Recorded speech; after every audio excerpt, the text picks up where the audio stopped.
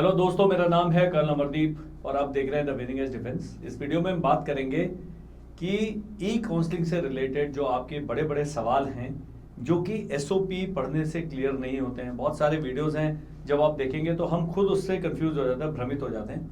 इस वीडियो में हम बात करेंगे एफएक्यूज जो अपलोड किए हैं सैनिक स्कूल सोसाइटी ने उस पर, और रिजल्ट कब आएगा उस पर। रिजल्ट जब भी आएगा आपने कुछ नहीं करना है, जो काउंसलिंग प्रोसेस लिखा है इसमें काउंसलिंग शेड्यूल दिया हो।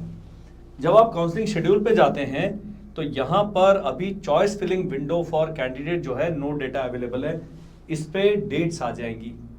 और ये चॉइस फिलिंग कब होगा? रिजल्ट आने के बाद। बहुत सारे हमारे जो दोस्त हैं उनके प्रश्न आते हैं कि हमने कब भरनी है चॉइस, अभी तो ऑप्शन ही नहीं आ रहा, अभी ऑप्शन आएगा भी नहीं।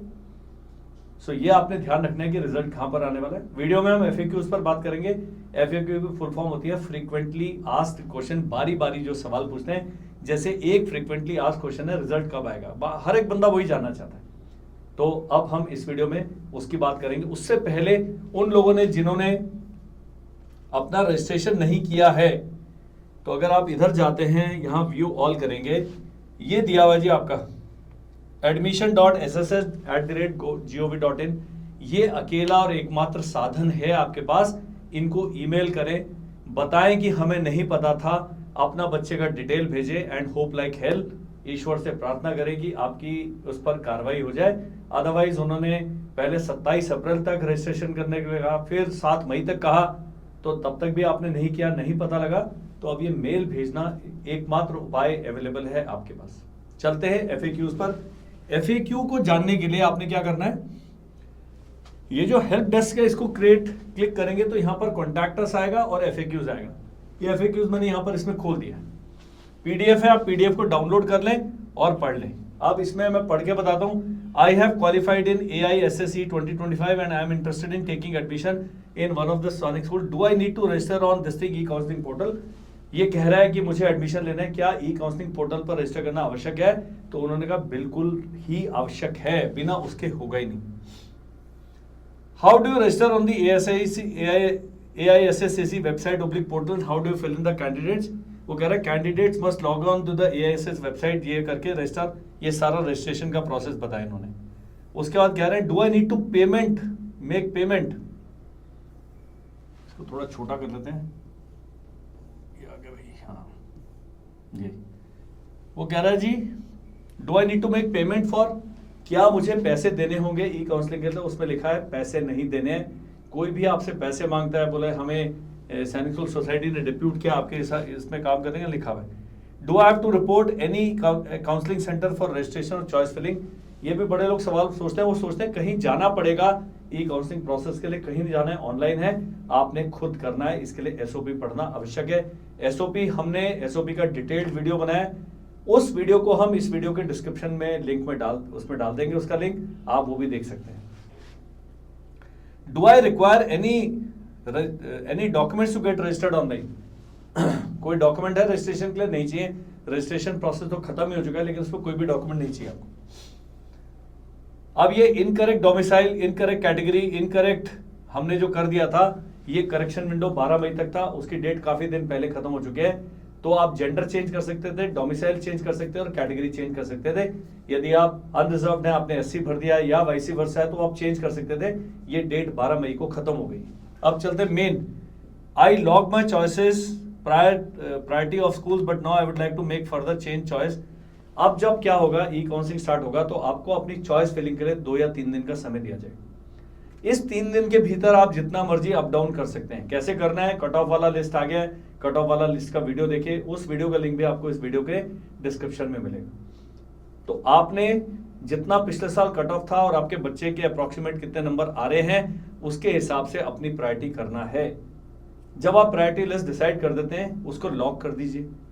जब लॉक कर देंगे तो वो बिल्कुल फिक्स हो जाएगा। अगर आप ऐसा नहीं करते हैं तो जो डिफॉल्ट सेटिंग है वो सीधा अल्फाबेटिकली सैनिक स्कूल लगे, वो कंप्यूटर अपने आप आपका वो सेट कर देगा और आपके बच्चे को अच्छे नंबर लाने के बाद भी शायद आपकी चॉइस का स्कूल ना मिले। तो एक काम बड़ा इंटेलिजेंटली करना आपने। Choice of filling deadline is already over, am I allowed to make any changes in my choice list. एक बार जब चॉइस की डेडलाइन खत्म हो जाती है फिर आप चेंज नहीं कर सकते। पूरे 6 राउंड ई काउंसलिंग के लिए एक ही बार चॉइस भरना है। तो मेरी पेरेंट्स से, गार्जियन से गुजारिश ये रहेगी कि बहुत ही अच्छे तरीके से डिलीजेंटली इस काम को करें। पूरी जो पीडीएफ आ गया पिछले साल का कट ऑफ, उसको ढंग से स्टडी करें। आप किस कैटेगरी में आते हैं, किस स्कूल में आते हैं। मान लीजिए आपकी कैटेगरी में स्कूल का कट ऑफ गया 252, आपके बच्चे के आ रहे 212, तो वो मिलेगा ही नहीं। बहुत सारे चांसेस हैं, क्योंकि जो डेटा ड्रिवन है सारी चीजें, जब डेटा आपको सपोर्ट नहीं कर रहा है, 252 और 212 में 40 नंबर का अंतर है। 3, 4, 5, 10 समझ भी आता है कि पिछले साल 212 था, हमारे 208 है, शायद मिल जाए। पिछले साल 245 था, हमारे 242 हैं, शायद मिल जाए। तो इस प्रकार से आप अपनी चॉइसेस एक्सरसाइज करेंगे। इसके लिए बहुत आपको परम्यूटेशन कॉम्बिनेशन का इस्तेमाल करना पड़ेगा। मेरा सुझाव ये रहेगा कि जो 10 स्कूल शुरू वाले चुनते हैं, उनको बिल्कुल अपने बच्चे के स्टैंडर्ड और कट ऑफ के अनुसार चुने, आपका सेटिस्फैक्शन लेवल ऊपर जाएगा। अब आता है जी, I fill the school choice list but forgot to lock them. वो कह रहा है अगर लॉक नहीं किया, कहता है if you do not lock your choices, default choices of the candidate will be locked automatically by the system upon reaching the deadline for choice filling। तो जी इसमें तो आपको नुकसान बहुत हो जाएगा। When will the AISSAC online seat allotment process for this year will start? वो कह रहे कब शुरू होगा? तो online seat allotment process will start as per the schedule of AISSAC promulgated on the portal। जो मैंने पोर्टल आपको दिखाया था, यहाँ पर काउंसलिंग शेड्यूल आएगा जी, इसके हिसाब से आपको डेट मिलेगी। तो ये ध्यान रखना है आपने। अभी तक यहां दिया है choice filling, no data available, मतलब अभी रिजल्ट नहीं आया। आगे चलते हैं। I got allocated a seat in certain round, I want to join the allocated school. यदि आपको फर्स्ट राउंड में ही आपका चॉइस मिल जाता है, आपने 10 चॉइस भरी, उसमें से 7वां नंबर मिल गया और आपने कहा हाँ भाई ठीक है ठीक है ठीक है, तो आपने एक्सेप्ट करना है। आपके लिए ई काउंसलिंग प्रोसेस समाप्त हो जाएगा। आप मेडिकल के लिए जाएंगे, आप डॉक्यूमेंट वेरीफाई कराएंगे, आप फीस जमा करेंगे और स्कूल में एडमिशन लेंगे। जब वहां पहुंच जाएंगे तो आपने बिना टीसी के पहुंचना है, केवल स्कूल वाला सर्टिफिकेट जो एसओपी में दिया वो लेकर। जब वहां एडमिशन कंफर्म हो जाता है, तब पिछले स्कूल से आपने टीसी लेना है। ऐसा हुआ कि वहां एडमिशन कंफर्म नहीं और इधर से भी टीसी ले लिया और बच्चा बेचारा अधर में लटक गया, ये काम नहीं करना। और वो कह रहा है I got allocated a seat in certain round for the first time but I am not interested in this seat, I would like to wait for further round. इसमें थोड़ा सा घिचपिच है।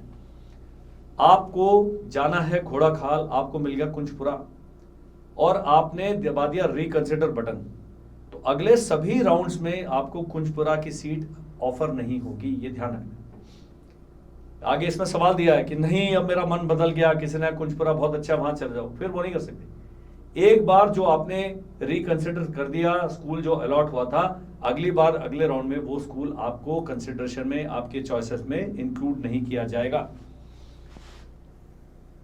अब वो कह रहा है choices once filled during registration can not be change for next subsequent. एक बार चॉइस भर दिया फिर आप उसको बदली नहीं कर सकते हैं। ये इसीलिए मैंने कहा जब चॉइस भरेंगे किसी पढ़े लिखे व्यक्ति से बात करें जिसको इस सब्जेक्ट की जानकारी है। आपसे नहीं समझ आ रहा है, स्क्रीन पर एक नंबर आ रहा है, आप अपने बच्चे के 2-3 काम करने हैं। जिस स्कूल में भेजना है उसके कट ऑफ मार्क लिखें, उसके आसपास आपकी कैटेगरी के अदर स्टेट वाले कट ऑफ मार्क्स लिखें और फिर अपने बच्चे की चॉइसेस लिखें। 10 चॉइस लिख के भेजेंगे, हम या तो टिक कर दें या बोलिए इसको अप डाउन कर लो, इतना हम काम कर देंगे आपके लिए। Can I change my priority of schools after I opt for reconsider. अब वो कह रहा है रिकंसिडर दबा दिया, क्या मैं वापस प्रायोरिटी चेंज कर सकता हूं? आप वापस प्रायोरिटी चेंज नहीं कर सकते। और वो कह रहा है कि I was allocated a seat, I opted for reconsideration, now I've been allocated another school as per preference in my list, can I go back to seat allotted? ये भी नहीं कर सकते। इस राउंड में मिला जी कुंजपुरा, आपने करा रिकंसिडर, अगले राउंड में गए वहां मिल गया जी आपको कड़ाकुट्टम, कड़ाकुट्टम नहीं, आप कह रहे हो यार मुझे अच्छा कुंजपुरा ही भेज देते, तो ये सुविधा भी आपके लिए उपलब्ध नहीं है। बड़ा सोच समझ के आपने रिकंसिडर बटन दबाना है। अब वो कह रहा है I got allocated and accepted a seat in certain round, I would like to wait for further rounds. यदि आपका मन थोड़ा बेचैन है, आपको एक स्कूल मिला यार इसको तो रख ले और अगले राउंड में भी चालू रहे हमारा कंसिडरेशन, ताकि आपने मांगा था घोड़ा खाल, मिला कुंजपुरा, आपको लगता है कि अगले किसी राउंड में शायद घोड़ा खाल मिल जाए, तो आपने कुंजपुरा में एडमिशन ले लेना है, फीस कागज सब जमा हो जाएगा। अब अगले किसी राउंड में यदि घोड़ा खाल आपको मिल जाता है तो आपने उसको एक्सेप्ट कर लेना है, एक ही बार कर सकते हैं। एक ने लिखा है सुबह मेरे को मैसेज किया है कि एक बार होल्ड एंड कंटिन्यू दबाया, फिर मैंने इसको सेलेक्ट कर लिया, फिर यहां पर भी एक बार ये ऑप्शन दिया जा रहा है आपको, बारी बारी होल्ड एंड कंटिन्यू मिलेगा। एक स्कूल में एडमिशन ले लिया, उसके बाद होल्ड एंड कंटिन्यू में उसके ऊपर वाला चॉइस मिलेगा, नीचे वाला नहीं मिलेगा। तब तो फायदा है। This is one time option provided to the candidate had chosen accept option, can change my option, reconsider after acceptance. There is no such option being provided to the candidate. एक बार reconsider करने के बाद change नहीं कर सकते। अब वो कह रहा है I have registered in the first round, should I register for the second round? एक ही बार registration करना है, वो बारी बारी हम बता चुके हैं। I have been allocated a seat for the first time, I have accepted. I want to do the document verification, pay the fee first for confirmation of seat without medicals. Will I be allocated? बिना medical के, बिना document verification के आपकी seat confirm नहीं होगी। सारे process complete करने हैं, उसके बाद ज्वाइन भी करना है। आप नहीं पहुंचते दिए हुए समय पर, मेडिकल नहीं कराते हैं और वहां पर डॉक्यूमेंट वेरिफिकेशन के लिए नहीं जाते हैं, वो हो गया, फीस नहीं जमा करते हैं, आपकी सीट को होल्ड नहीं रखा जाएगा। ये आपने प्रोसेस एक बार एक्सेप्ट कर लेते हैं, पूरा करना है, इसको पढ़ लीजिएगा। I have been allocated a seat for the first time, but मैंने फीस नहीं पे किया है। Will the allocated seat be confirm to me by reporting official? After you are declared fit by the medical authorities, you need to report physically at the allotted school for document verification. Then you need to pay the fees for confirmation. Please refer to SOP. SOP में लिखा है fees नहीं देंगे admission नहीं होगा। वो कह रहा है कि what happens if I do not complete all the steps of reporting during the particular round of SOP, you allocated seat will be cancelled. अगर आप सारे स्टेप पूरा नहीं करते आपकी सीट कैंसिल हो जाएगी। I was allocated and confirmed the seat in certain round. I am not interested in joining the school. अब वो कह रहा है हमने एक्सेप्ट कर लिया लेकिन हमने ज्वाइन नहीं करा। मत करो, आप ई काउंसलिंग से बाहर हो चुके हैं, ये बारी बारी आप वापस नहीं जा सकते, ये ध्यान रखना। Is it necessary to change the category OBC NCL? ये बड़ा इंपॉर्टेंट है। आप SC ST OBC NCL हैं और आपको अनरिजर्व वाली कैटेगरी में सीट मिल गई, तो क्या आपको कैटेगरी चेंज करनी पड़ेगी? आपको कैटेगरी चेंज नहीं करनी पड़ेगी, आप अपनी कैटेगरी में बने रहेंगे। अब वो कह रहा है, ये बड़ा इंपॉर्टेंट है, what can you do? There is a spelling discrepancy between the documents in the application form during physical document verification. बहुत सारे सवाल आए हैं। बच्चे का नाम सुमित है, उसमें डबल ET लिखा है और कागज में IT लिखा है। एक एफिडेविट बनवा ले जाके नोटरी से और बोले जी सुमित और सुमित एक ही व्यक्ति का नाम है, बस ये खत्म। पिताजी के नाम के स्पेलिंग गलत है, वहां परमवीर सिंह यादव लिखा है, इधर परमवीर यादव लिखा है, तो अपने लिखना है कि परमवीर सिंह यादव और परमवीर यादव जिनका आधार नंबर यह है वो एक ही व्यक्ति हैं। इस प्रकार के आपने एफिडेविट कोर्ट से बनवा के लेके जाना है, बिना एफिडेविट के आपके डॉक्यूमेंट रिजेक्ट हो सकते हैं। तो ये कार्रवाई आपने करनी है। जो चीज नहीं एक्सेप्ट होगी, आपने जेंडर चेंज नहीं किया, वहां लड़की की सीट पे लड़के को ले गए, वो कहेगा भाई क्यों नहीं किया जेंडर चेंज, हमारे साथ गलती होगी, आउट। लेकिन छोटी मोटी जो कमियां हैं आपके डॉक्यूमेंटेशन में यहां साफ दिया हुआ है। What is the procedure after completion of all online rounds after not been allocated any? आपने 6 के 6 राउंड हो गए, आपको कोई सीट नहीं मिली। वो कह रहे हैं in case seats remain vacant after completion of 6 rounds, a spot round will be conducted. Candidates will be given a chance to reprioritize the list of choices of schools for spot round. 6 round खत्म हो गए जी। अब किसी school में 5 vacancy बच गई, 3 vacancy बच गई, 2 वैकेंसी बच गई। अब आपको बोला जाएगा स्पॉट राउंड में अगर आप इंटरेस्टेड हैं, अपनी प्रायोरिटीज को आप चेंज कर दीजिए। तो पूरे 6 राउंड में आपने अपने स्कूल की चॉइस चेंज नहीं करी, लेकिन अब स्कूल की वैकेंसी देखते हुए स्पॉट एडमिशन के लिए आप अपनी प्रायोरिटी चेंज कर पाएंगे। उसका नोटिफिकेशन आएगा, प्रोसीजर आएगा।